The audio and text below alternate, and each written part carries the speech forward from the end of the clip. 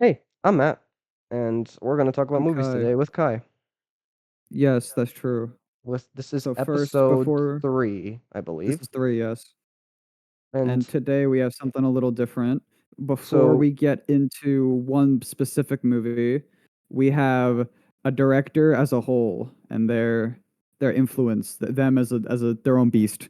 his own influence on a specific type of film universe and just his influence in his films in general. We are, of course, talking about Zack Snyder, who we referenced in the last movie about Yeah. Superman.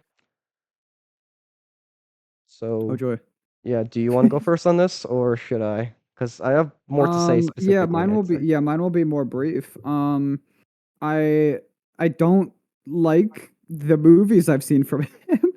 Just I think two. the thing with Snyder is that yeah, I have not seen many. I have seen Batman vs Superman and I have seen Man of Steel. I thought they were but I thought that I really am not a fan of his style or what he does to the scripts of his movies, which again, he's not the sole writer, so that's like He is but no, he I does have an will influence on his attribute movies, writing yeah. wise. So Yeah, he like and I don't agree with this guy and seeing him in like interviews and seeing what his mindset on certain things. I think I would mainly attribute it to him prioritizing things being cool a lot. And I think that's a very I don't think that's something that most directors could do properly, period. I think most movies where a director is just like it's gonna be a cool movie usually don't pan out too well in my experience, and I think they're usually kind of either really boring and really empty or really shitty and funny. And I think I would unfortunately mostly put the Snyder work I've seen in the former camp. There's goofy stuff here sometimes, but it's an I find most of I've seen what I've seen from him annoying more than anything, not my style, which is relevant because he kind of owned a giant like franchise of movies for a while, and his influence kind of seeped its way into the entire brand for a minute, which was a funny experiment, and I don't know if it panned out too great.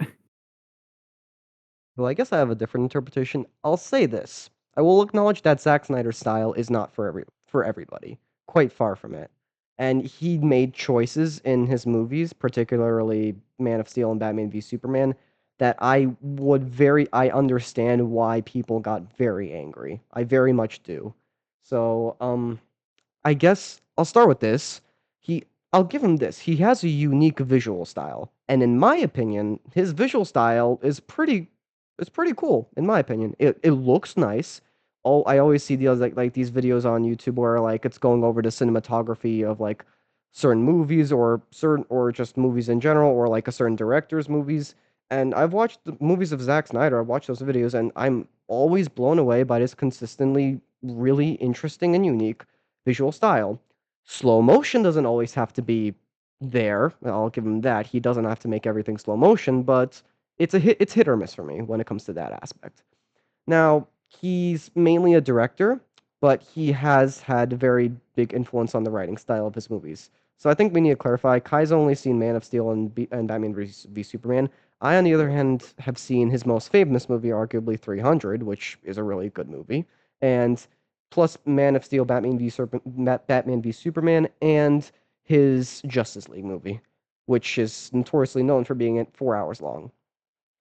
I'll say this when it comes to story choices, once again, he makes very I'll give him this. He swings. Like he goes all in on what he wants to do and isn't like a safe director too afraid to do anything. So cuz I've seen a lot of that and I really hate that. I at least respect if you take a big swing and it misses, at least you attempted to do something cool or unique. But with him, it is more hit and miss. And while I've certainly like I have liked a couple of his movies, I understand why a lot of his movies are hated and why his specific influence on the DCEU is very much looked down on in media and by a lot of fans. So I very much understand why he's getting criticism. We can go into the more specifics of that criticism by going to spoiler territories if we're ready soon. But what do you think? Um, I mean, I guess I'll say that I'd say that his I'd say he has a style, which is something, and I Oh, yeah. think that the most credit I'll give him is that it's inconsistent, but some of the action choreography in his movies is fun. I don't always agree with the motivation behind some of the things that happen in those scenes, but I can remember scenes in some of his movies that are like to some degree visually interesting, which is frankly more than I can say of some. Like for instance, on the topic of superhero schlock, some MCU movies where I think that it's like 100% pure shaky cam, like cheating hits, no, like flailing, not the most interesting thing, Marvel not that hater here. stimulating. But I 100%. But I think that the bigger sin that's kind of something I care about more in a lot of these in movies in general is that I think he kind of frequently takes concepts that can be interesting and unique and dumbs them down for the sake of them being more cool. And I think that we're going to get into that with again what I know him for in a way, which is his take on both Batman and Superman, where I've never been too attached to either of these characters. Like I didn't grow up with the comics or the cartoons, none of that. But after watching the more recent Superman movie, which we talked about last time, and before that, the newer Batman movie, I I can see the vision with what makes these characters kind of unique and interesting, and seeing them be action figures in these movies a little bit, or just at the very least not compelling to me is pretty strange because I feel like the juice is there with like on a base concept level, and so seeing it being so thoroughly not used is very strange to me, and it just feels like a sheer kind of creative bankruptcy a little bit, or at least just like an urge to kind of meld them into what he considers to be cool and I consider to be boring all the time. Okay, can we get into spoiler territory? Spoiler territory, We I can, guess. yeah, All right, so yeah, spoilers yeah. for I'd say the 300, Batman v Superman, both the director's cut and the theatrical cut, Man of Steel, and I think both cuts of Justice League. So keep that in mind.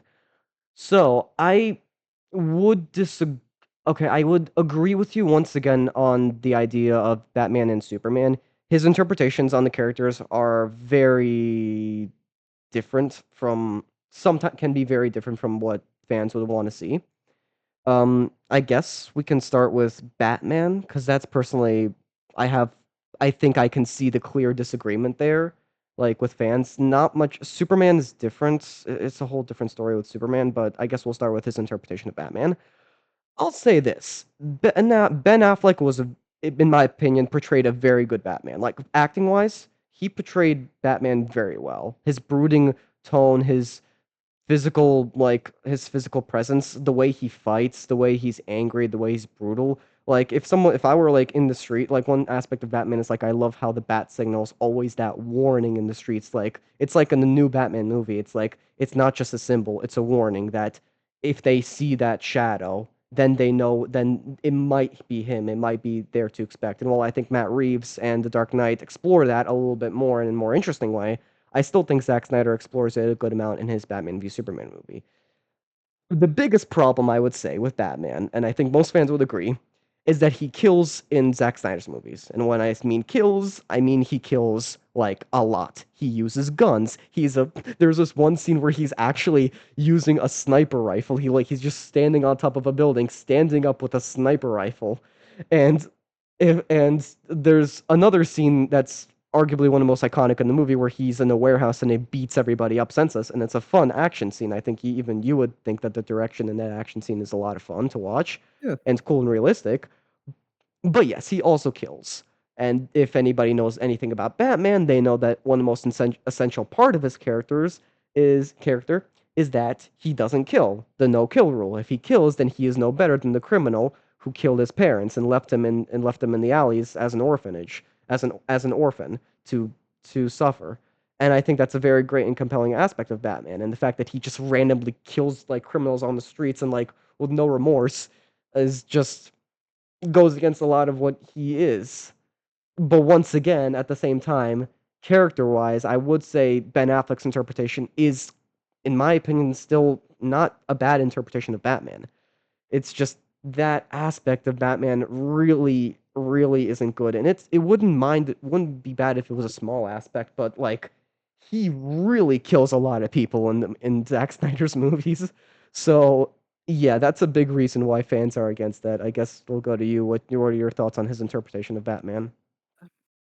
I mean, I think it's because I'll be frank, I don't really care about comic accuracy in these movies because, like, I want the movie to be the best it can be as a story, like in its own right, like as interesting as it can possibly be, and so it can function as well as it can, given whatever that specific movie is trying to convey using the character. No, but when you're But adapting a character, I there's think some core rules that you need to like uphold. Something that's I been don't with care. that character forever.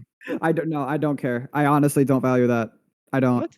But I would say that I want the movie to be interesting.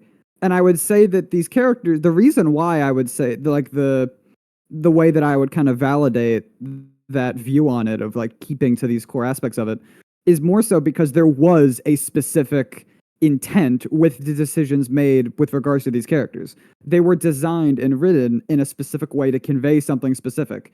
And that's each individual aspect of them feeds into that and was built on over the course of their like comic runs. That's why I would say that it's strange to me when things are ignored that are so integral to, especially to me, the strangest, most distracting one for these movies. Sometimes the very obvious, to me at least, basic visual purpose of aspects of these characters' designs and presentation is lost, and I don't know why. It seems like it like generic meatheadifies them in a way that I sincerely feel like misses the point.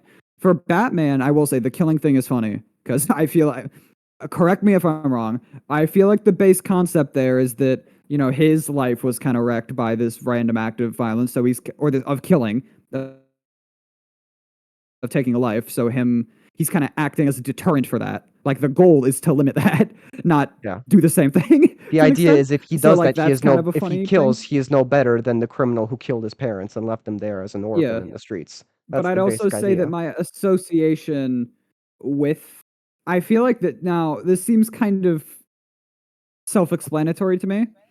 Batman is Batman. Like as in at night kind of under like this dark brooding cloak like with stealthy like you could come at any time that kind of vibe. I don't really associate that with him being like this giant hunking like hulking brutal like I don't think of him as the Hulk or like of him as like Punch Man exactly.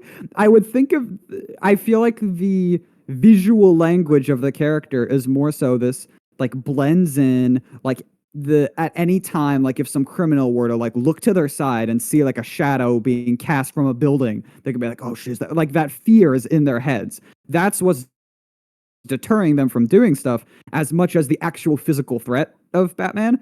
So I don't know how I feel about most of his scenes in this movie as being either like completely his like driving around blowing something up, like just plowing through the streets, or like in a warehouse just like beating like straight like normally lit, punching down a bunch of guys.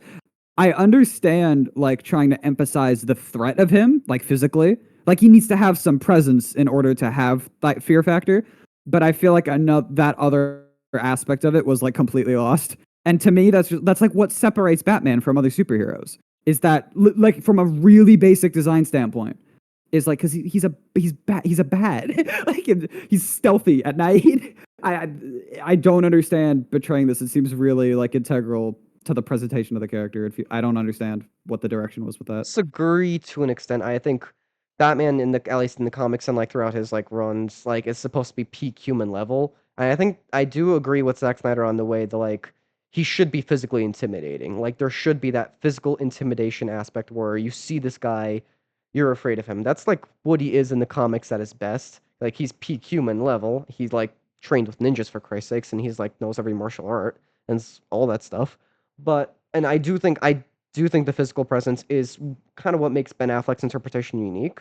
And I actually do like his design a lot. I think it's really, really cool. Like if once again, if I bumped into this guy in the streets or like even saw him lightly in the shadows, I would be scared shitless. And I think once again, maybe better, more other interpretations like Matt Reeves is the Batman and the Dark Knight, maybe go into that fear aspect a little bit more. But I still think that, in my opinion, there is still enough there for me to like say, yeah, I believe him as Batman. It's just I do agree that like him literally blowing up cars in like I know it's at night, but like and also this whole sniper scene, like the moment I saw that I was like, what are you doing? And just like a lot about Batman, there's just like just the way he once again, I think the acting wise, Ben Affleck is actually a very, very good choice for Batman. And I do actually think that out of the two, in the movie called Batman versus Superman, where you want both characters to have a good reason for the other to hate the other, and which results in interesting motivations to fight, and thus a good, interesting fight. I think Batman has reasonable motivations to fight. The movie opens up with him like seeing all the destruction that Superman caused in Man of Steel. And once again, a cool idea of Superman is that he's an alien from Earth and we don't even know if he should be trusted. He wants to do good, but once again, he has the power to destroy all of us. So how can we trust a being like that? And I think Batman's at least motivation for that and how all those people died in front of his eyes, I think it's at least enough or interesting for me to like get on with his motivation and understand it. Um, I'm I'm still very confused on the whole Martha scene and where he just completely flips, but I guess that's a bit later. But once again, I think Zack Snyder gets the physicality right. I think he gets enough of the character right, but the one big thing that he gets wrong is the killing rule. And it's not even if he killed a couple people, like that would be nitpicks. He literally blows people up, like shoots them with guns, which is completely against his character in the comics. Everything against his character. And onto your point about I don't care if it's as long as it's a good story. I understand that, but when you are adapting a story, there should be at least basic guidelines met of that story, like basic things that you should adapt of that story. Like, I don't know, Harry Potter still got struck with a lightning bolt and killed his enemy Voldemort Okay, and I all feel that like stuff. that's not I one to no, one but though, it's no, just but it's because an like essential part of the character, and I think you can if you have those basics and you use those basics to expand on that world in a more interesting way, that's completely fine. But if you completely get rid of those core pillars of what you're claiming to be, then you're no longer what you are claiming to be. So that's the way I see it. I think I see it just like again, I these specific ways that I think Snyder deviates from that source material or like that accepted version of the character, I do think it's for the worse. I'm not like I'm on that train. I just don't know if that's inherent when it's not an adaptation of the story. It's an adaptation. It's like a utilization of the character in the Hmm. sense that you're using some likeness of them in your own story. At least in like the vast majority of these movies, like these are not one to one of like an exact comic story, at least most of the time, maybe in some superhero movies, but a lot of the time they're not 100% trying to do that. Some of them aren't at all. Some of them just make shit up with the same like characters or some version of the same design. But I will say, I think a really kind of good example for me, at least, of the dichotomy between what I feel like is an interesting, like compelling utilization of the concept for Batman relative to what I think is like a bland, watered down, generic waste of potential there is seen in the Matt Reeves movie, where just how that movie is shot in terms of, I think it does make Batman intimidating. Like it gives him a good screen presence and No, it I barely agree. shows him. Like I think it does that utilizing what the character's design is built for, which is that you aren't seeing him that much. Even in fight scenes, like he's usually again in like a dark backdrop, he's staying like somewhat hidden to either the other characters or to the audience, even kind of to give that vibe of that uncertainty, that kind of fear to set in and just through the sound design even of like when he's walking around in a scene like you get that pressure without it having to, in my opinion, show too much. Like, and I feel like I'm not saying that the character cannot have that intimidation factor any other way than doing this. I just think it's a more interesting thing you can do with the character to have him have that intimidation through that kind of uncertainty and that discomfort. I feel like that's something unique to the character, and it's more boring to not utilize that because at that point he's just more similar to any other superhero, and I don't understand having all these characters with like different designs, different powers, different tool sets, blah blah blah, and making them more similar to each other, or more similar to like just like a more normal watered down concept. I don't. That's boring to me. That just I makes for a less interesting story. I do disagree with that aspect. I think Ben Affleck's Batman, in my opinion, stands out compared to other heroes. Like maybe like in his own unique way. I'd say definitely in the whole Batman saga, he himself stands out in a very, very unique way, interpretation wise. If you compare him to the entire Justice League, even like low level criminals like leagues, he still stands out. His interpretation still stands out. So I don't think you're exactly right about I that don't mean aspect. it's. I don't mean for DC or even for superhero movies. I mean for characters in fiction. Like as a character, I would say that it's more normal to have a character whose intimidation comes from their physical build than from like the possibility of their presence. I think it's one like easier to design a character just like, oh, they're big, like, or like, oh, they have all these explosions, or oh, they're kicking ass. Like I think that is just a easier, more common thing in fiction than having like the other what I described earlier, the way to use Batman. Like Still, am I I still do in disagree. anything, in any Number media? one in the Matt Reeves movie, even though like they established that like for him he's in the shadows, we still see a lot of Batman, like a lot of up close stuff about Batman because it's called the Batman. And while they establish that aspect of him very very well, they don't completely hide him, though that aspect is still there. And for Ben Affleck's version, I still think that they do a reasonably good job of showing that fear factor. Like there's this one scene I don't know if you saw it in the director's cut, but it's like established Batman, like he brands criminals in the streets. Oh He's God, like yeah. in he's like in the cage in the Funny. shadows a little bit. He's still doing stuff at night. If he did stuff at day, then yeah, that would be stupid. But like he's still doing things at night. I still would imagine that the criminals there are still afraid of him. And that whole signal idea is that whole signal is still kept there, and I still love that.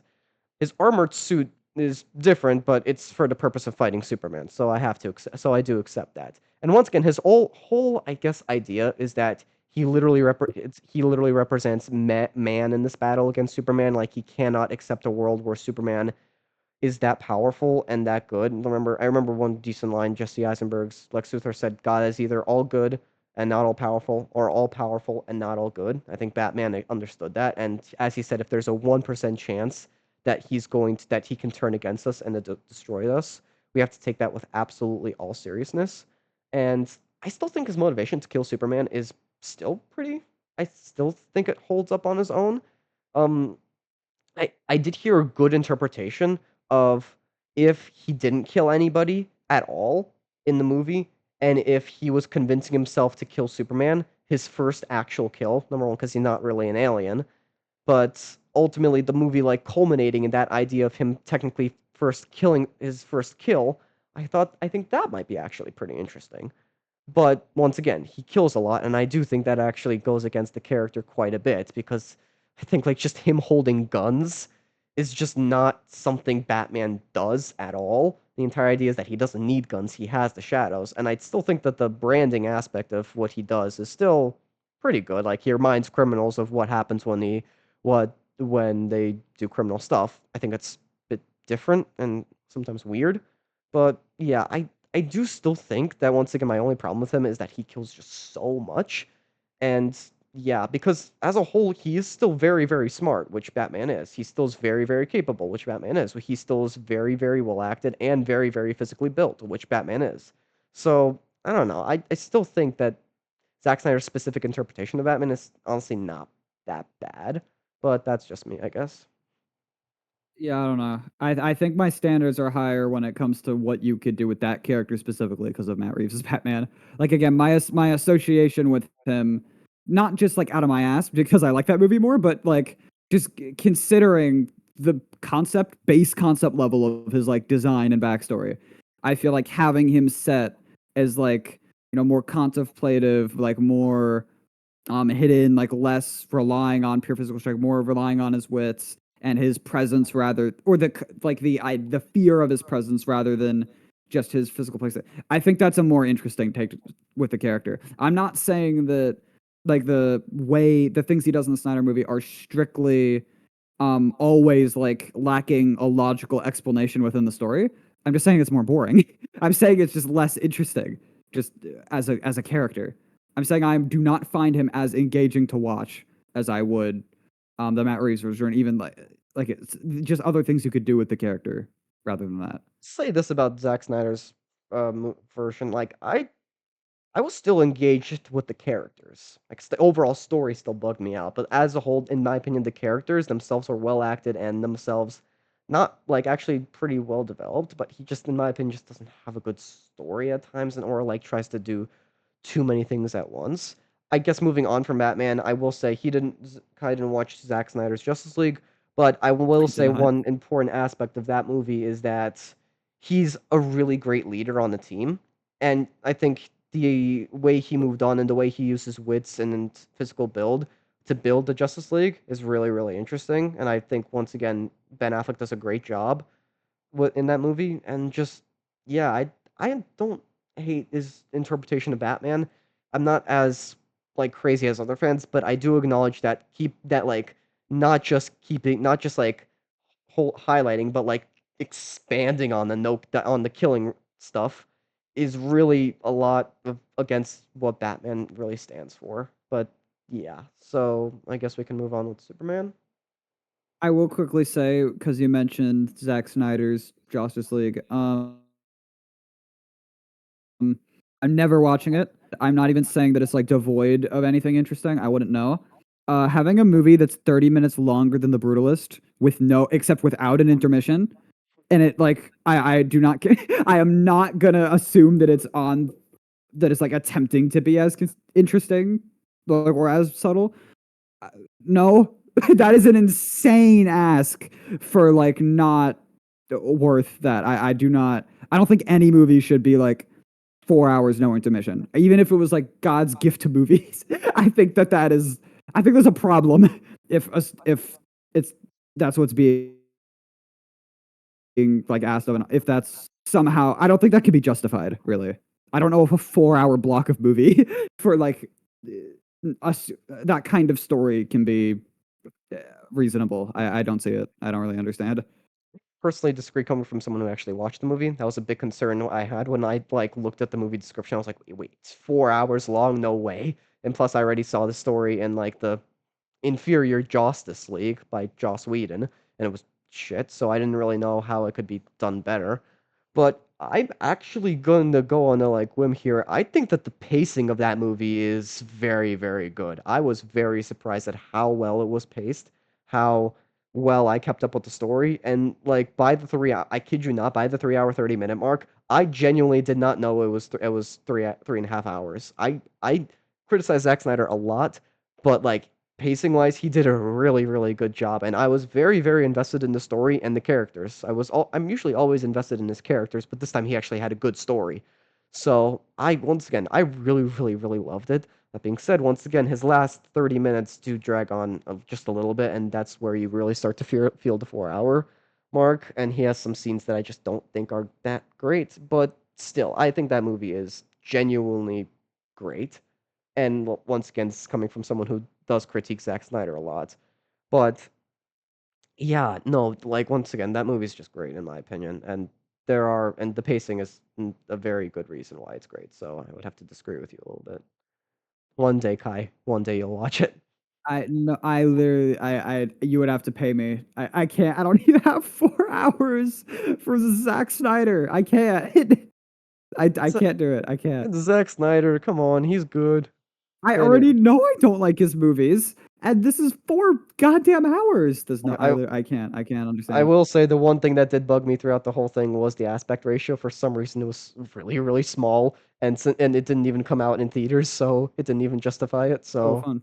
that was something. But I guess Superman now. You want to start? Oh joy. Yeah, this is another one where maybe even more than Batman, I had zero attachment to this character, and I think probably in part because of Zack Snyder's take on him. I did one because again, I am when people talk about how because I've seen people who are like comic heads more than probably either of us are be like, no, Superman has like cool stuff. It's just not in these movies. I didn't see. I had no way of seeing that because I just wasn't exposed to it. I just saw like he's like the default. Like to Until me James in my Gunn. brain, it was like I yeah. Well, we'll get to that, but in my brain, it was like okay, he is literally the Superman. He is the most normal a superhero could get. And if there's one thing that might be apparent, especially given these past episodes, I don't really like. I don't like describing something as normal. That's not usually a great sign for me. If I'm saying something is normal, it's usually not that positive for me because I don't. It means that it's not that interesting for me. Like it means it's not doing something that unique. So I didn't see the appeal of the character like at all, and especially given Zack Snyder's version, which is very much so strong white man with like no, almost no discernible traits. I could not. I seriously did not care. I did not understand how this character was even a phenomenon. Now after James Gunn's Superman 2025, I can totally see it. I see how he generated basically what superheroes are at this point, and I can see the intrigue given how he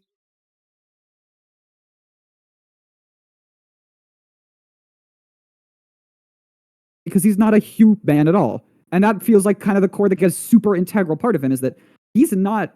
He does have some kind of core separation. He doesn't have any like genetic reason to care about the species as much, and that's kind of what brings him to be a superhero.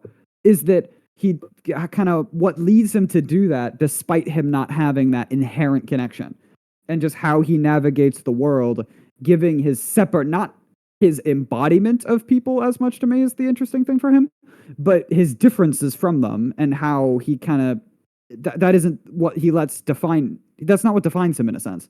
That I find all that stuff interesting, and I like how Gunn explored it, which we talked about in the last episode.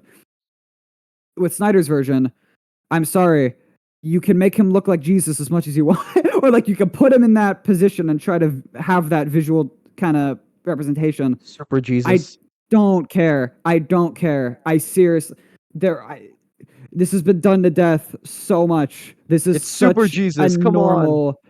I don't care. This is the most boring thing you could do with this. This is such a dumbed down version of this character. I sincerely do not understand the motivation behind it unless you're literally just trying to use him like an action figure as much as possible. You're just trying to have like him punching people and it looking cool without it having to think of the justification for it as much. Like that for me is the only explanation of why you would do this to him, both from a writing standpoint, like the direction of his acting, which is weird in a lot of cases, and just from a design standpoint of taking everything that's like kind of goofy and whimsical about him and trying to make him as cool as possible.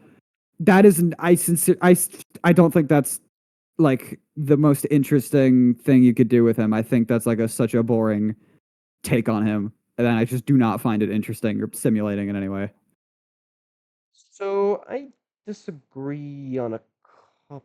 Well, no, okay, I actually do agree. I think the over Jesusification of Superman from Zack Snyder is a little bit too much for me. I I was just like, okay, come on, like, do you like? I don't know, come on, too much. But I will say, I don't remember Man of Steel as much. I remember Batman v Superman a little bit more, but I once again, I think acting wise, Henry Cavill does actually a really good job. I think he gives a more reserved Superman, someone who's more, I guess, like Zack Snyder, like more serious and more like not upbeat and more like groaning. And the irony is that he does things Superman would do. He just doesn't really have the hopeful attitude. I think that's something that's a bit He's that's so like epic. yeah, I don't think I think that's actually something that's kind of really important. Like that's where I think maybe Zack Snyder's like brooding dark tone goes really against him. It works for Batman in my opinion, but Superman is not Batman. Like they're quite literally opposite. Like as Lex Luthor says, like day versus night, son of Krypton versus Bat of Gotham, and like they're very very different, and like you should film them differently. It's like Matt Reeves is Batman and James Gunn's is Superman have completely different styles because they're two very very different characters. And Superman is a lot more sunny, hopeful, upbeat. And even when it's sunny in Man of Steel, it's not really hopeful or upbeat. Once again, I think he saves people. Actually, he also kills a lot of people in the violence, but the Avengers also did that too, so I might give it with a grain of salt. And both universes also explore the consequences of those actions, so I also give it a little bit of a grain of salt.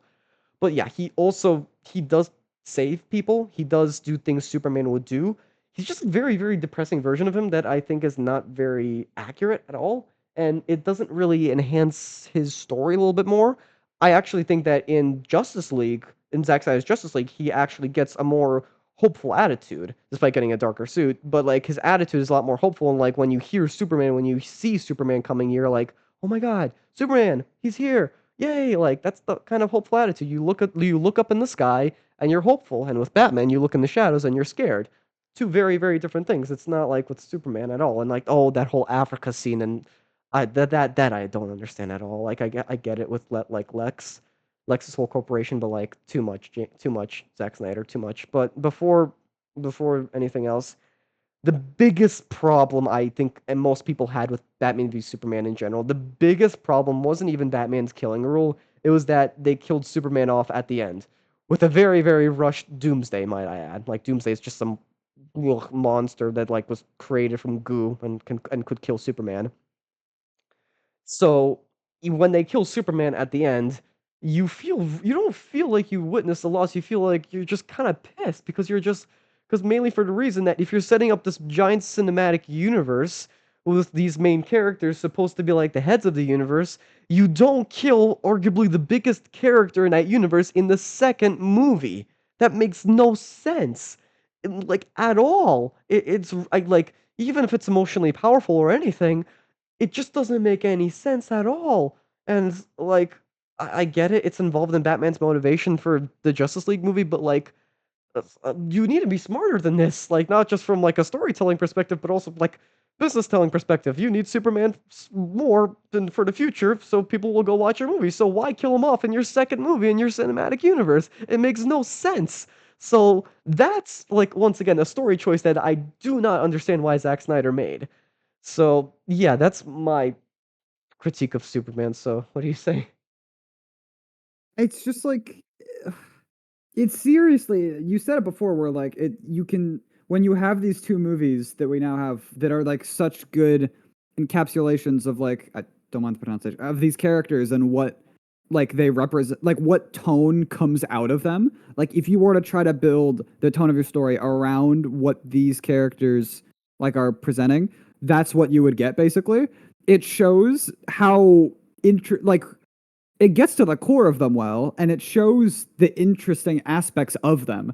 Like it shows what force they kind of represent in their stories, and they're literally yeah, exactly. Having them like be shot in such a homogenous way here, where like I see, I call it a meatheadification, where you're turning them both into like this big, like stoic, like hot dude like punching people and it's like it's boring. I seriously consider it boring as far as what you could do with the premise for both of these characters. It's boring. It is really boring. And on the Jesus front specifically, I this is a personal thing. I legitimately don't understand using a character as a vessel for a character that already exists. Because ultimately if we're like I do not understand using Superman to retell to as like a stand-in of like oh taking humanity's like I don't understand like the visual using him and replacing like the visual language of the character with that. It feels like he didn't. I've heard this. This is not a me unique stance. He didn't want to write Superman. He had no interest in using what was available to that character. He used it as like a conduit for something completely different. but he had no drive to kind of use what was like native to that character, like on a base level, to like heighten to make a interesting kind of unique story around that. No, he completely altered the DNA of that character. And again, my issue isn't just that, oh, he changed it and that's inherently bad. It's that he made it boring. He stripped away everything that made it interesting and just made it like literally the most basic, boring character that you could possibly have. And on the specifically the Henry Cavill note, I do not understand. Okay, you could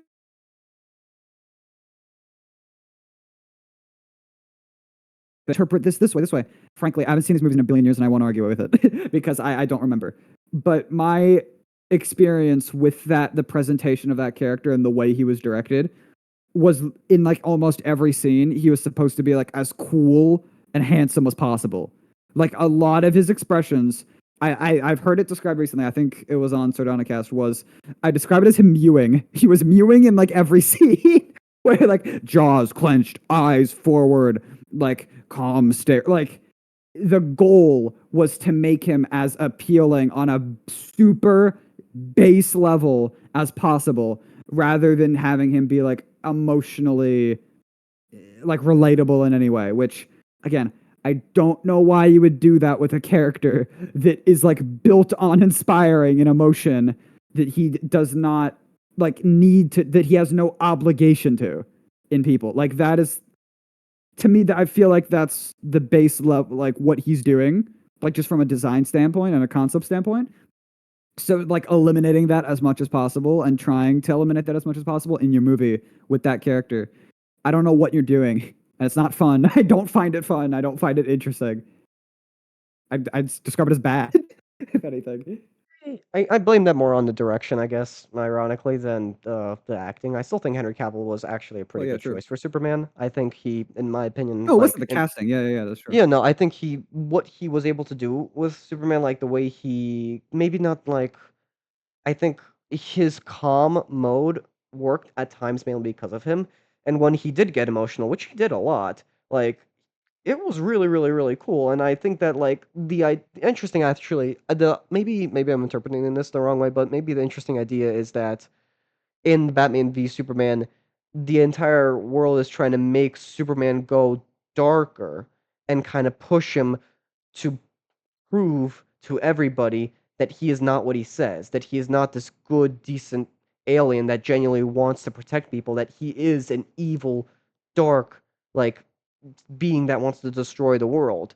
And I do think that it works at times mainly with his performance. Like one of my favorite scenes actually in the movie is when Lex does trick Superman to go kill Batman, and like where Superman just unleashes and is like about to kill him, and Lex genuinely like tricks him and he's like, okay, go kill Batman. It's good for one reason because the acting is good and also like kind of shows that angry side of Superman, which I do think is actually important because it shows that even if he's this hopeful character, there's still reason to be afraid of him in many ways.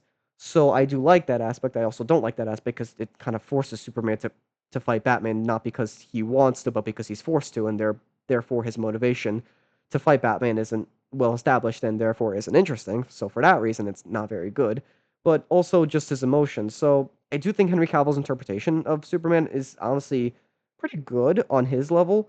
It is just a direction, and with a better director, he could have done better. And I'm not talking about better director if you didn't watch this movie, but for those who know, Joss Whedon's Justice League with the fake CGI mustache and that stuff. I don't mean that type of directing. I mean actual good direction, because Henry Cavill has been in a lot of good things.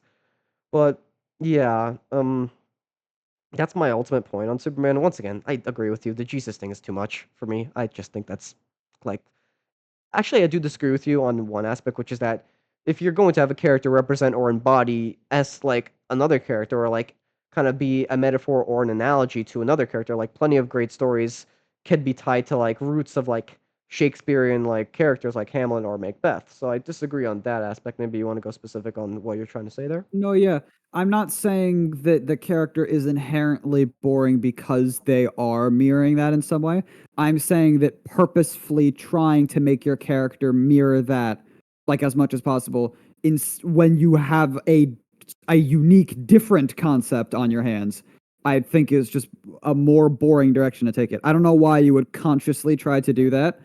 Like in when you have a different, distinct concept there already that isn't just like a version of the same thing again.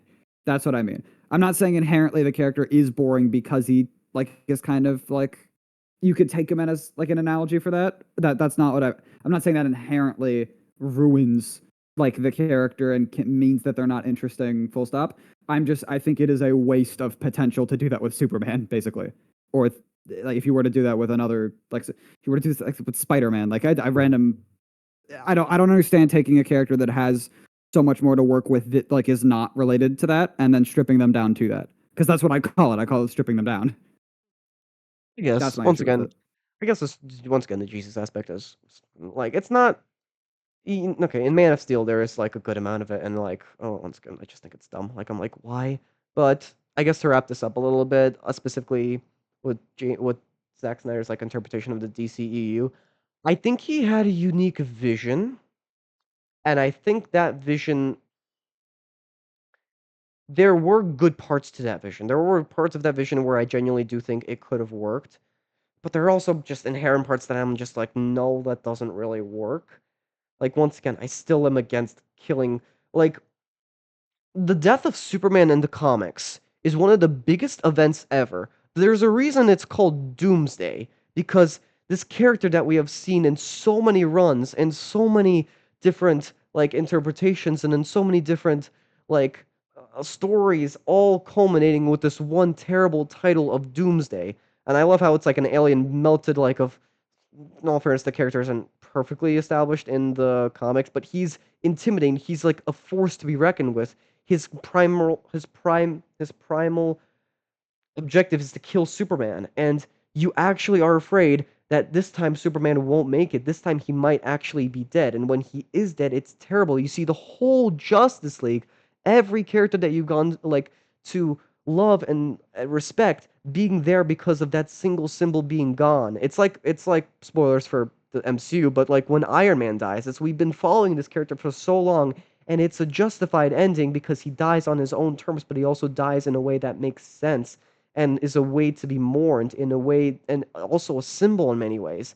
You kill him in your second movie when you're barely establishing your universe, acting like the whole world thinks it's a giant deal, despite the fact that half the world hated him for most of the movie, then having your main rival just change his mind and all of a sudden say, I'm gonna avenge Superman, just doesn't make any sense at all. And I think, like, once again, from a storytelling perspective, like, why do this so early? It really doesn't make any sense. So like that plus the Batman killing thing, and also a lot of other nitpicks like Lex Luthor's interpretation, which is very very different from the comics and in many ways bad. Like all of those piling up, all those big misinterpretations piling up to show that like he really doesn't understand maybe the core aspects of the characters. He understands, I guess, he understands them in his own light, and I think that's cool. But like he really doesn't know enough, or maybe even care enough to actually give these characters what they want. That being said, once again, at the end of his Justice League movie, I felt like he actually did understand them, maybe not individually, but as a team. And that's what I loved. And I am sad that he's not going to be able to influence the DCEU a little bit more because his Justice League movie was that good. But yeah, I am very mixed about James Gunn in many ways because at the same time he produces something as good as his Justice League movie, but at the same time something as James bad Gunn. like baffling as just his other movies, as other DC movies, and like yeah, I've just like he's a mixed bag for me. He has a lot of good aspects that I do respect. He also has some very bad aspects. So I guess that's my ultimate conclusion about James Gunn's interpretation of the DCEU and why I think he is good on some things and is bad on other things. So yeah. Yeah, again, I haven't seen his Justice League. What I have seen of him, I literally, I'm not even gonna attribute it to him being like incapable of understanding these characters or not. I'm not even gonna. I'm not attributing it to like a lack of talent even, because I haven't seen enough of his movies to confidently do that. I'm saying that he is choosing to take a route with the characters he works with, and that route is like the most boring thing he could like possibly do. I would call it a schlockification, where I think he is turning like he's a machine that turns interesting concepts into boring fodder. Is how I have my experience with his work, and I don't have any interest in seeing more of his stuff at this point because Yeah, I from guess hearing about I how people understand talk what you about like mean. Rebel Moon, I like it seems like that's the same kind of thing where it's like it's literally the most boring normal schlock that you could possibly put out. And it's like again, if he likes it, fine. And I know other people like it. So there's clearly a market for it. So cool, fine. But I'm not that market. So I think it's boring. I'm not interested in watching more of his stuff. And on a personal level, I it makes me frown that I think so many DC movies were extent where they were trying to be cool, like that was their primal, like their main fundamental point of expression is we got to make this badass, and I think that that is like such a lame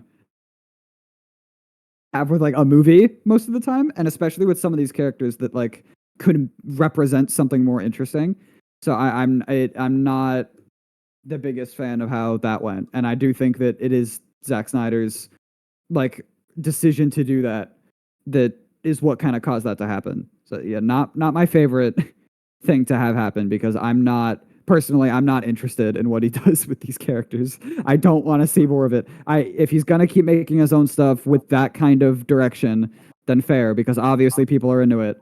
I'm not, and I Yeah. know that I have clearly a lot of people that enjoy these characters and like other things that they've been in also don't enjoy kind of what's been done with them here. So I'm not mourning the loss of Zach's DC. I'm smiling considering what James, at least what the first output from it has been like, personally. Yes. I guess just quickly wrap up like just my last thoughts. I would disagree with you as a whole on saying he's boring. I actually don't think he is boring. I think he's different and honestly unique in his own way. He just does things that I don't think a lot of people like. I would disagree, and I did have hope for his future filmography after his Justice League, even though his DC was unfortunately canceled. But I did watch the first 20 minutes of Rebel Moon and immediately turned it off because it was so mind-bogglingly dumb that I couldn't even do it. The visual style of my ass, it was just stupid. So, yeah, unfortunately, maybe there is no hope for him, but yeah, I think just to wrap up, he's Kai believes he's boring. I don't believe he's boring. I think he does have a unique visual style that is very, very interesting, and he does have movies that I do enjoy a lot, actually. But also, he makes very, very big choices that that kind of go against everything he's trying to do. And yeah, I that's just me, and so ultimately we kind of agree that we're both happy that we're both not very excited for what he's gonna release next because he went back to his original style of not being great. So, yeah, that's Zack Snyder. I like his style of not being great is hard. Yeah. Let's end it there. So, Okay, our next movie, if to remember from our podcast, to would flip it as much as yeah. possible tonally here. Y- If we're gonna, if I would describe Zack Snyder's stuff as to some degree, what I would say is normal. We're gonna go to not normal here. We're gonna go to pretty far from normal. I think you're one of the least normal movies I've seen it ever, maybe in a while at Yes. least. I guess so. This is as Kai's recommendation last episode. John Malkovich Being John Malkovich by I forgot the by Spike director Jones, and directed by Spike and Jones, written by written Charlie by Kaufman. yeah. Okay, so yeah, so I didn't know anything about this movie coming in. I just heard I saw like the poster and I immediately knew it would be weird. And I was like I don't know anything about Spike. Wait, I might have seen something from Spike Jones. Maybe I heard the name Charlie Kaufman before, but ultimately this movie looked a bit strange, a bit interesting. And honestly, if you showed me like the plot of this movie on paper, this movie wouldn't be for me at all. Like if all in all fairness, and honestly at the end it was kind of losing me a lot.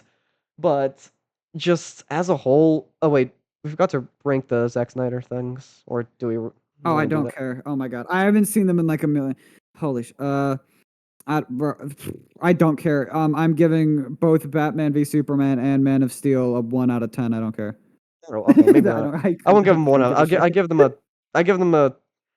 I give Man of Steel a 4, and I'll give Batman v Superman a 3, 2 or 3. I'll give it that. I'll give Justice League a pretty high 8 or even 9 though. But that's it. So moving back up to being John Malkovich. Once again, this was a very very strange movie in many ways. Oh And yeah.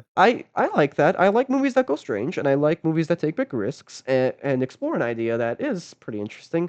But confused why specifically John Malkovich. But what do I know? And once again, if I saw this story on paper, I don't think it would have been for me. I think what genuinely really saved this movie for me a lot was the acting is very, very good as a whole. It's a lot of fun. The actors do a lot of fun, but the pacing really did save it for me. Just the way it was edited and the way it was cut, it did make me want to see more. Well, it did make me want to see the next scene and the next scene and what was happening next. And yeah, I'd say for a movie that, in my opinion, doesn't have a great story, that not a great story, but doesn't have a story that I particularly love or just feel like connected to. If it's being able to engage me with its pacing and other aspects of it, it's doing something right. So that's my general idea of the movie without spoilers, but you probably have more to say about it.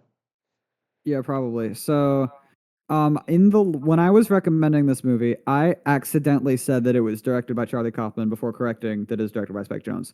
This is because I am a big Charlie Kaufman fan, and I think of him as a writer director because the so far what I've seen from him are movies that he has written and directed.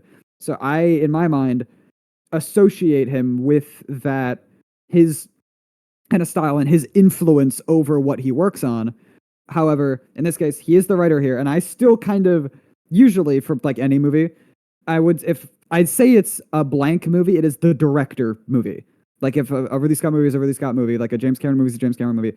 But for Charlie Kaufman's written work, I associate them with being a Charlie Kaufman movie because I seriously think that his style or the attention he gives to his work in just the detail and the depth he gives what he works on and how interesting a lot of them are on a concept level and how much you can get out of them the more you think about them is consistently brilliant and fascinating. And it is why I consider him my favorite director because every favorite director, favorite writer in the film industry, because everything I've seen from him personally, I find endlessly fascinating and interesting to ponder on after I've seen it. While I'm seeing it, I find them all entertaining as well, which as you mentioned here, I'm probably going to find this movie more interesting than you did, probably, just from like a story standpoint, character standpoint, theme standpoint. But from a base entertainment standpoint, it's very well paced. It does not waste time in terms of like if anyone watching who might have the association of like, oh, some artsy, subtle kind of thing as like a slow paced, that kind of vibe. That's not what this movie is. This is a comedy in large part. It is an hour and 52 minutes and it flies by. It is consistently doing different things, moving on to new set pieces, new concepts, new premises. It is very active and fun. I would describe it like primarily. And that it's perfect. It's a rare combination and I love it. I really really enjoy this movie. I find it really fun. I find it funny. I find it is super strange conceptually. It's very unique and weird. And I think my what I enjoyed the most about it isn't just that initial concept is so like odd and like interesting and hooked me in, but more so they don't never leave it there. They keep doing more stuff with the concept. They keep exploring new things that could happen with this premise. They keep pondering and fleshing out more possibilities given this concept, not just from a plot standpoint, but from a theme standpoint. What could this mean? What could this do? And they keep exploring that both comedically and like in an intense way, like in an interesting, active way.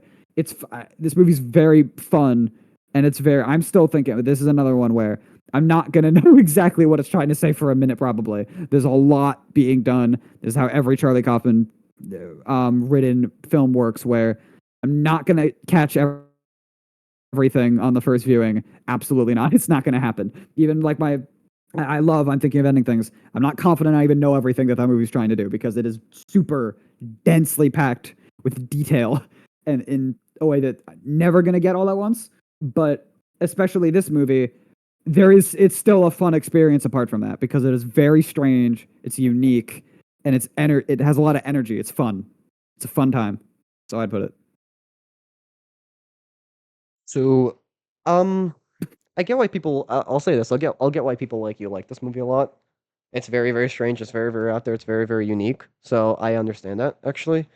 And I I'll say this. The story is cool. The story is it's a cool idea. I just feel like I haven't seen anything. Doesn't make I haven't seen a story like that technically before. Maybe like it can't come to mind.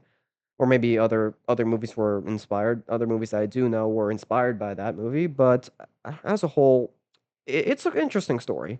It kind of challenges a lot of themes of interesting, like being satisfied with who you are, or just being like a lust for something more than what you want, what you are.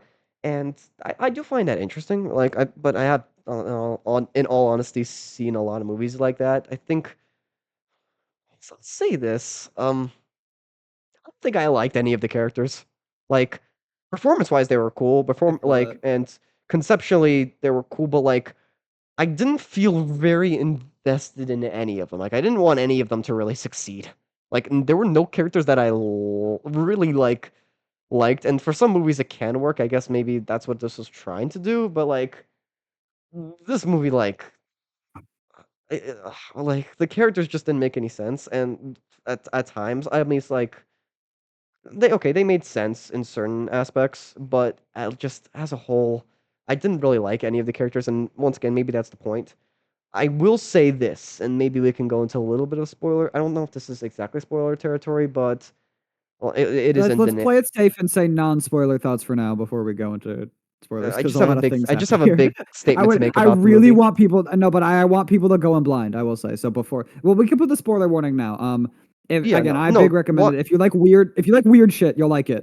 If you No, this don't and it movie. puts you off, Yeah, maybe not. I'll put it that no, way. this movie you should definitely come in spoiler blind. But okay, 3, 2, 1, spoilers. Out of all of the characters to follow, out of all of the people like you would follow, like to like be in the mind of, I didn't think John Malkovich was that much of an interesting character. At least he didn't do anything interesting. He was an actor. Okay, he's confused. Okay, he walks around. Okay, he physically looks well physically. Okay, he has a cool history. He's like been in school and been in sports and all that stuff. But like the acting wise just doesn't make this like a character that like I would understand why people would like lust to be in. Maybe like the rich aspect, okay. He sleeps with that woman that they both love. But like just I don't know, maybe the irony is that they just took a like poor normal guy and like ruined his life, but like I just don't think he's Not quite. specifically We can care get into that. I guess, but like I felt like it would have been more interesting to like give them a reason to actually want to be in this body more because I didn't really feel Yeah, like yeah. they gave him a reason. He just while they were in his body, he just walked around, went to his job, took a shower, and I guess eventually slept with the woman. I guess that's the reason, but like I feel like there should be more. Yeah, there's a fair bit there. We can get into that. I will say, as two youngins, we're inevitably not going to have the same experience with this movie as someone at the time would because we don't know John Malkovich like that. Where we didn't grow up with him in movies, not by a long shot. So I will Confused say what you're that's trying to part of it. say. I'm saying that he was more of a prolific actor at the time than he is now. Like we don't John Mel wait. associate him in Oh, yes. I mean, yeah, I'd but say like I will say the money thing is a big part of it, yes, because he's very successful. Like that is a big draw there. but like I 100%. still That's I a feel big like part they of could it. have gotten some. Again, we aren't gonna feel that because to us he's not Brian Gosling. Like he doesn't he's to us he's not like that. And even then it's not quite the same What do vibe. you mean But Ryan again, no, Gosling? he was I he's just an expected him to do insanely more, like successful to be actor.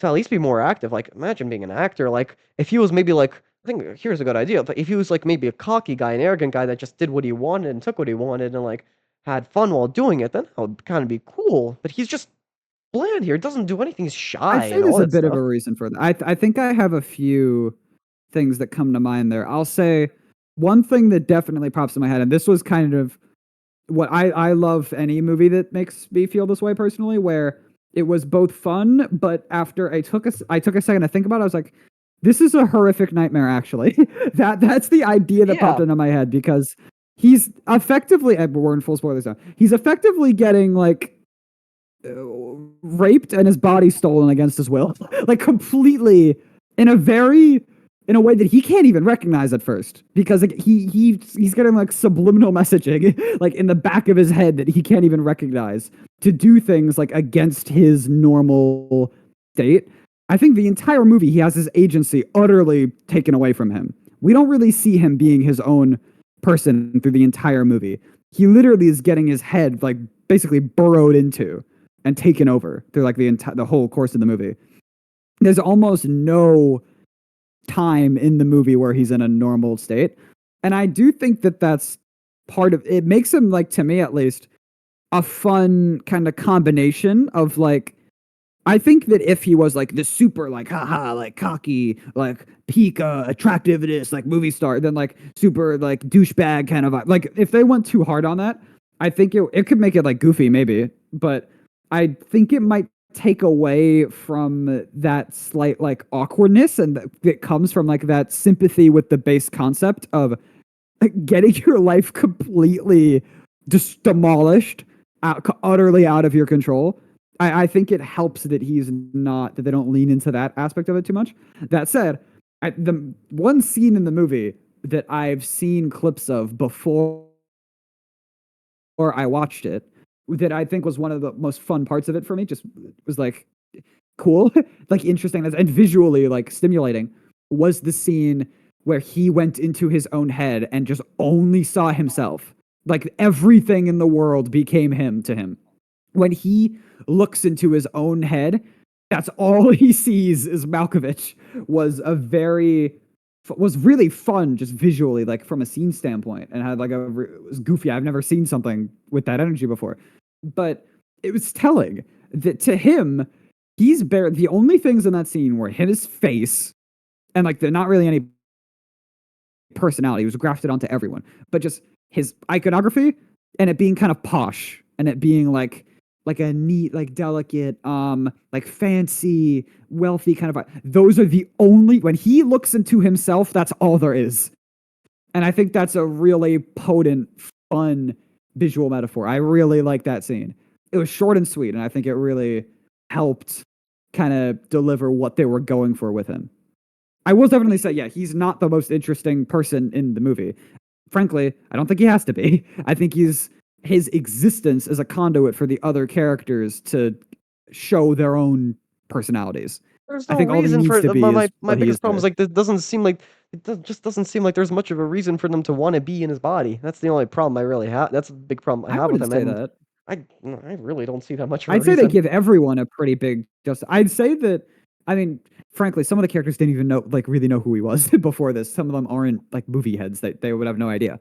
But I think they give each character. I think that's one of the most interesting things is that none of them are actually John Malkovich super fans. Most of them, what they get out of him isn't even really the fact that he's a star. It's not him personally. None of them care about his personality, and it's not. Some of them, it's not even the fact that he's rich. For some of them, it's as simple as being in someone else's body, like the main lead for him. It's just that puppeteering aspect of being someone else, being in someone else's skin that's not his own.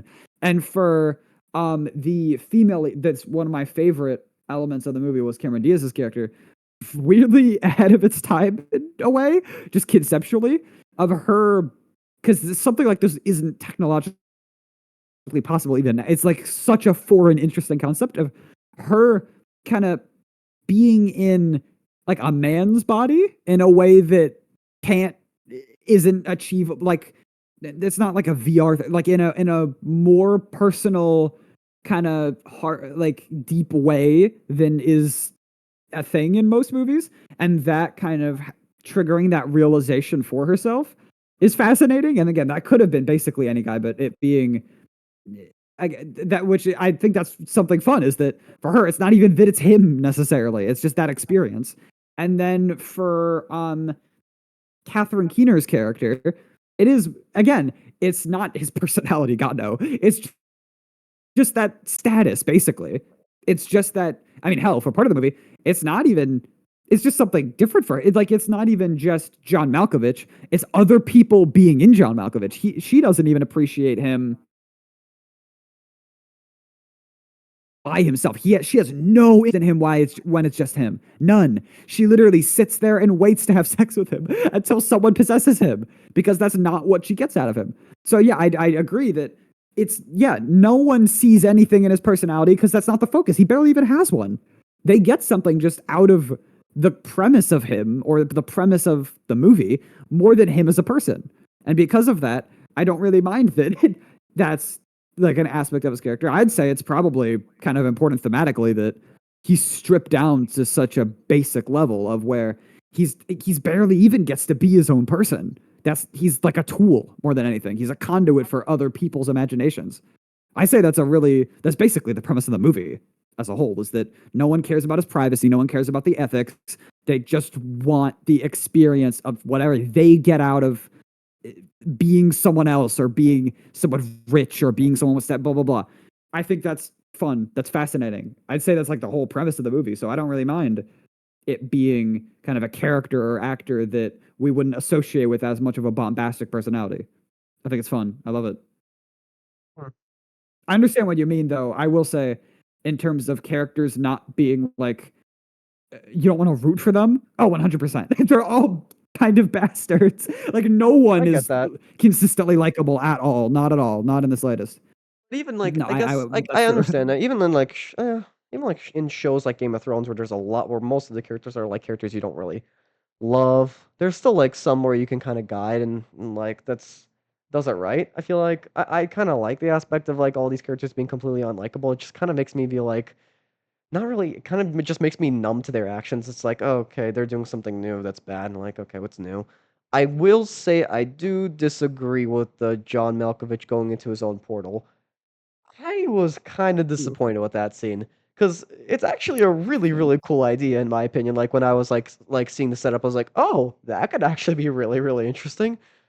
I just thought it a bit too corny. I was like, "Oh no, no, no, no, no, no." I'm like, Really? "Really? Okay. That's the?" Like, and maybe there was a symbolic reason for it, but like the moment I saw it, I was just like, "Really?" And like, you see, the thing is, maybe it would work if he was bombastic and all that stuff, because he's literally confronting his own ego in that way, but he's not. Runs. He gets the hell out of there It's because he okay, can't yeah, do it. yeah, he gets to the front hour, but he confronted his own ego for 15 minutes. It's not like, but like, I just like also I get it. It's probably the point of this world is very, very strange and unique, and like things that happen just like happen. But the whole world just accepted that he's a puppeteer. I feel like it would be funnier if that didn't happen, and they were just like, yeah, Great. I feel like it would have been funnier if that didn't happen, but he just didn't care, and he was so determined to do that no matter what, that it would have just that like something funny just would have happened. That would have been cool conceptually, and like kind of maybe shown the real consequences of completely changing your personality that fast. I feel like that could have been cool. I just feel like how the whole maybe that's the point of the story, and like I I mean, get yeah, it. I definitely thought it was saying something about how no one cared about Malkovich in the first place. Like, no one even no one like was like even considered that that was what happened to him, No because it one was cared just about no them. one knew If him no as one a cared about person them, then why they report all about him transforming into a puppeteer? because he's famous, because he's Because popular, because he how has is money, popular? Went from and he's acting an to actor. No. He was always no. Again, it's just that it's the status. It's a complete status thing for him, is how I read it. yeah, but if no one It's cares nothing about to do them, with then his why is he? personality or what his values. Well, no, people in the same way that. How do I not throw No shade one at someone cares about specific? you, and There yet are you're famous. How does that 100% work? no, there are absolutely celebrities that exist that have nothing unique about them, and they are just really rich. But they are That still doesn't mean gets a ton of famous. That news doesn't mean reporting. They get That does not mean famous. I'm gonna Just because you're rich um doesn't mean you're famous. Okay, I'm not okay. Maybe I'm gonna be a hater. I'm gonna say Like a Helen lot of Keller was pop not rich singers. at all and very I'm and not very talking about not, her. I'm talking but about she was very like famous. I okay, what if I said that there is almost no unique artistic merit and no one is interested in Beyonce because of the personality of her work? And yet it is largely because of probably her physicality and just her status in the industry I and think her her wealth. music is liked by a lot of people. I personally don't really care, but I'd say it's I liked, but I mean, I again, I'd don't say think that for I it don't being think that's like the best. unique I don't really think that's the best example. I think a lot of people do genuinely like her music a lot, so I don't think that's in the the same way best that example. people probably like John Malkovich, or like in this universe and in real life, like John Malkovich as an actor. Like people like actor. I think acting. I mean, I think it's interesting to use an actor for this in the first place because actors kind of inherently are not themselves, but yet people still get attached to them. People still have actors that they like or want to of. So again, It, it's the same thing there, where it's like it's I not for his personality, it's for his talent, maybe, or It his just something doesn't. like that. Again, my I point is think just that I don't just. think it's for I think we're him. disagreeing about something kind of small, which is that like for me, it just personally doesn't make. If the world, your point is that the world doesn't care about. The world didn't care about John Malkovich in the first place, and that would actually be an I interesting never said that. I idea. said they didn't care about his personality. I said they don't care about his personality, Well, not what he him as an does, existence. well, his profession is also something that they would care about. If Elon Yeah, Musk I the said they next day did. went, if They'd be like, "Oh, he's a cool Musk actor." the next day went from I don't know trying to build a rocket ship to Mars to building the biggest I don't know Burger King, like buying Burger King and being like, you know what, Some people would be screw behind it, Mars. probably. I'm gonna go make the biggest Burger King like thing in the world, and I'm gonna I would argue that there would be a lot of people that would still find that would like still ride or die behind him for no reason. yeah, I but would say that we're living. I'd say it's realistic that something like this would happen. Frankly, okay, that, it's in all over the fairness, top, that would but be. I'd still say I could see it happening. I just think that there would be a lot more things like my point is that I don't think the transition would be as easy. It's like, oh, he just went from a famous actor to a very famous To be puppeteer. fair, I will That's a bit say, of a I downgrade. I will don't know say, why you're wasting your we money on only see like it. that stuff. Okay, we only see it through the lens of one network and himself. Well, it Like, is if I had to guess the main news Craig network of the Forces. world. So, or the city that they live I in get. or whatever. I'd still say I wouldn't put it. I don't find it that unbelievable personally. But I get like I understand. I have seen worlds where they are submissive, like worlds that like just kind of change completely on the decision of one person. Actually, the Fantastic Four, the most recent one, kind of does something like that. But I think the Arrow works a little bit better because it's a bit better developed and a better reason. But I got yeah. Moving on from like John Malkovich changing professions, I'd say the characters are interesting. They're unlikable, but they're interesting. I'll say that. Like, I do kind of like the idea of the puppeteer. I like kind of seeing being able to control things from another person's perspective. I do think actually something that would have been better, in my opinion, is maybe kind of like observe like going into the godlike aspect because like in many ways puppeteering like you have complete and total control over somebody else and while I feel like maybe that kind of Mhm. that superiority complex maybe should have maybe like gone into like the story a little bit or at least been Well, examined a little bit. I'd say that something kind of essential to it is that as a puppeteer, you're not controlling a real person. You're controlling nothing. You're controlling a toy. Like Yeah, that. but the I toy, feel yeah, like but that that's the toy is premise making of him. actions that people see, and people to the point where people almost like, I'll say this: the puppeteering is really cool to the point where like I felt like Oh, the puppet visually, yeah. itself like Also, was yeah. like real move was not like a real human, but the movements it was doing was real, and I could like if I only saw the puppet, then like I felt like I would be able to like talk to it or interact with it, not knowing that there will be like someone controlling it. So I think that's a kind of a cool aspect, and just being able to control every aspect, every like movement is kind of cool, and like I feel like there will be a superiority complex, at least a little bit of it. Well, I'd say there probably is to an extent there. I mean, he definitely, well, 100% he considers people basically his, he thinks that everyone serves his enjoyment, basically. Like, clearly. He does not, he completely accepts extorting John Malkovich for the money and for, what's the character? For Maxine's, like, love interest. He only views her as, like, something for him to lust after. He does not care about how she feels. Definitely doesn't care about how his wife feels. I'd say he 100% only thinks of people as a mechanism for his own enjoyment, even if he doesn't have like the highest self esteem in his own role in the world. Like I'd still say that that's like an element of his character. I'd still say that's at work there for sure. Yeah, I get it. I mean, there's a lot of like thematically to observe about the movie about like control, and I will say I was kind of getting really really bored by the end. I was just like, okay, this is where the movie's like Ooh, pacing kind interesting. of like is falling apart. Like everything is happening all at once. It's all culminating, and like it's a bit too much for me. And I just thought the whole plot with the old Hmm. people was a bit too much, and I was like, what's going on? That But was they kind of funny. I love that. I thought it was just Okay, too weird. It's like the thing in Blade Runner. too weird. It's like the villain in Blade Runner. He's just too much. Like there's just like okay, too much. Come on, like chill out.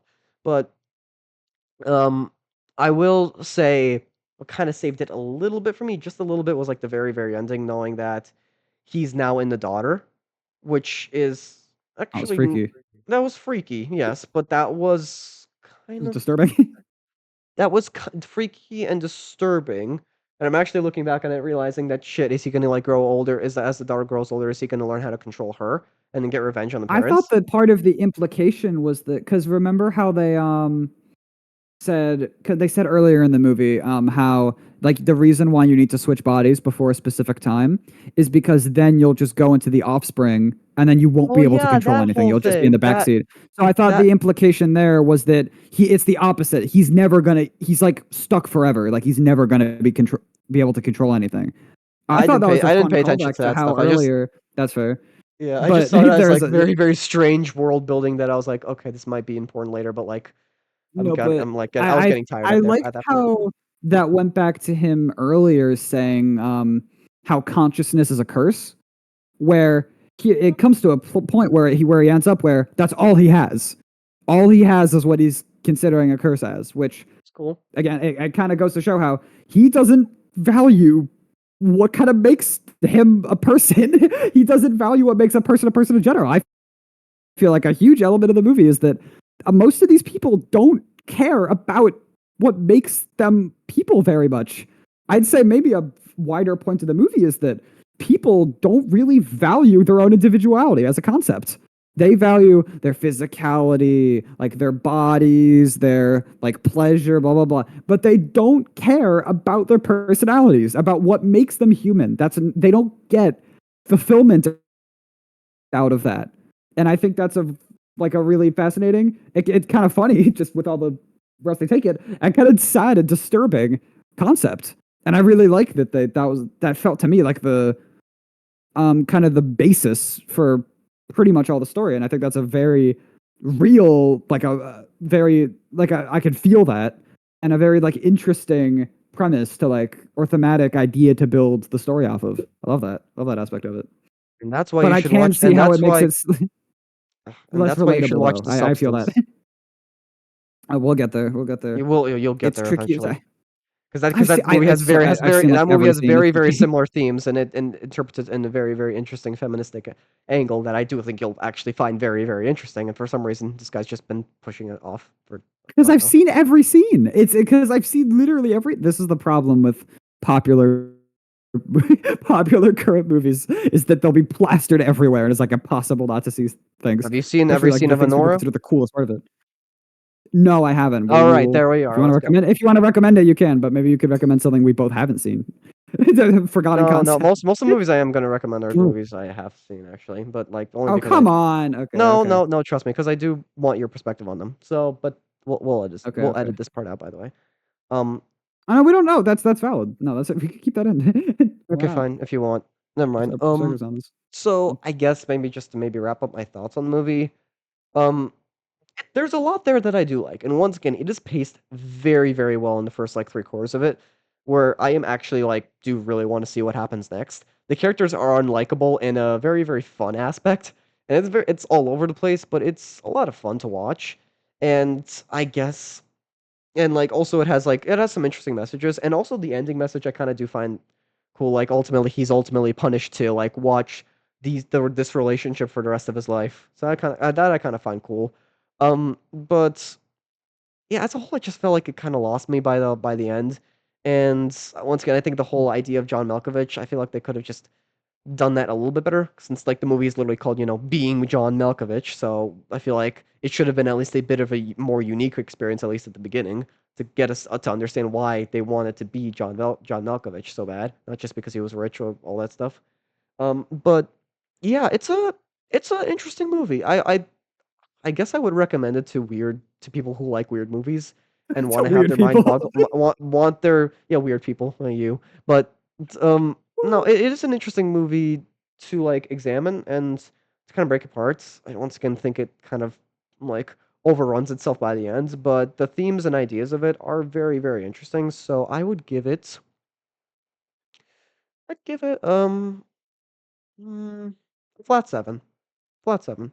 It's good, but Okay, it's good in ideas, and my ranking once again is like seven's pretty good, and then 8 is like actually pretty actually like really good, and then 9 is just great. So that's my ranking. So seven's pretty that's good. fascinating to me. All right. I do not have the same ranking system, so my score on this will mean something a little different than what your definition there would be. But for me, yeah, I love this movie. I think it is super fun. I've never seen anything that's even that similar to it. It is super different and unique, and I was thoroughly engaged. I thought it was funny at parts. I thought it was kind of spooky at part, not like outright scare, but just kind of disturbing at parts. I thought it was interesting consistently. Super fun, super unique. I love this movie. I'm way more curious to watch more of both Spike Jones and Charlie Kaufman's collaborations and just more of Spike Jonze's own works too, because this was not the writing was not the only interest. I think everything contributed to the tone and vibe that this movie had that kept it. Even like to you, for instance, even to people that might not find it as kind of consistently interesting conceptually, or that is carrying it for them as heavily, or even people that might not find it funny, just that energy that it has, being able to keep it engaging, is again largely attributed to Jones's directing, which is why I'm very curious to see more of his filmography as well. So I have like no problem with this movie really. I think it is super tight and super compelling and interesting, and there's absolutely nothing else that I've seen like it. I'm giving it a 9. Jesus. All right. I would Oh, give it finally. closer to a 10 and then an 8. It is very close to a 10. I don't have many issues. I don't have. I might be bumped up to a 10 at some point because I don't Would you have call anything it a wrong. I 9.5? it's very tight. Would you call it I would a call it a 9? 9.5. Yeah, Okay, yeah, I so think that's fair. 9.5. We go by the point 5 system here, at least personally. Okay, Um speakers. All right, sure, sure. okay. So as per usual, Kai recommended being John Malkovich for me last time, and now I will recommend a movie for him. I am between a couple options. These are movies I've seen, and I honestly don't care. Like, if there's a movie I want to see, then I'll see it. Actually, there is a movie that I'm. Hmm, it can be for later. It can be for Ooh, be later. interesting. Be Okay, so interesting. Okay. these are movies that I think you would like a lot. Um, I'm between. Okay. Okay, I'm between 3 or 4 movies, and I think is it okay if you choose? How about that? I mean, it's your recommendation. You use it for what you want. So sure, if you want to. Yeah, because these are all movies that I love, so it's fine if you choose. So I guess Okay, I okay. would choose. I would either want you to watch Christopher Nolan's Inception, um, either David Fincher's The Social Network, and or Mm, Christopher Nolan's The Prestige. Now, have you heard ooh, about okay. these movies at all? I have heard of all of them. Yes, I've heard good things of all of them to varying degrees. Yeah. Okay. So I will Mm-hmm. say, I feel like maybe the social network is more interesting because I'm going to challenge. I guess actually maybe social network is more interesting because I would challenge one of the best screenwriters in Hollywood with the social network and saying that the dialogue in that movie and the overall writing on the movie might be the best writing and dialogue I've ever seen in my life. Inception Ooh, is okay. more of a conceptual. Inception is more of how you can create such an interesting and fascinating world in one single movie, and The Prestige is more symbolic of magicians and what they're able to accomplish and how their accomplishments are intertwined with the story and idea of the movies. So I guess, what do you think? Yeah, yeah. I'm curious about all of them for different reasons. The Prestige has been on my radar for a minute just because it seems fun, but your claim in regards to the Social Network being some of the best writing you've seen in a movie is fascinating, and I can't overlook that because I'm interested in, regardless of if it's true or not, just what is there. Like I want to know what what's happening. I want to You know know the what? Yeah, vibe, Social and Network it especially is. because I am, yeah, and I'm also not. I have never been a massive fan of a Jesse Eisenberg performance before. I have Oh, not this one's seen a lot good. of his most critically acclaimed movies, though. Yeah, so that's why I'm curious. I want to see what that can look like in Yeah, something that I can this find I more engaging from I him. I genuinely believe that The Social Network is the best written movie I have ever seen in my life. Aaron Sorkin is the best screenwriter working in Hollywood right now, in my opinion. Just Ooh, okay. there's the rhythm of his dialogue, the way he writes, the way he forms his stories are genuinely fascinating to me, and it works so well. So, yeah, I think The Social Network is a good choice for you. I'll challenge Charlie Kaufman as one of the best screenwriters in Hollywood with Aaron Sorkin. Okay, let's see. Let's see. I'm curious now. All right. Alright. So, It's that's the exciting. end of episode 3, and yep, Yippee. see you soon. Oh, wait, should we All announce the right. movie? Wait, should we say what movie we're gonna watch together? Oh, right. The yeah, the other movie, recent development will be Fantastic Four Should it because be I should it be don't. Fantastic Four? Yeah, well, I'm gonna watch it, and you've already watched it, so we're gonna talk about it. So I there you was go. actually considering watching this new movie that's coming out in like a week called Weapons. Have you heard of it? No, Watch the I'm trailer. watching Watch the Fantastic trailer and Four. tell me I what you will think. say, we'll see, we'll see. Watch Okay, the trailer and tell me what you think, and then and then we're good. Okay. we'll see. Okay. All right. All right. So this is the end of episode 3, and thank you very much for everyone. Bye.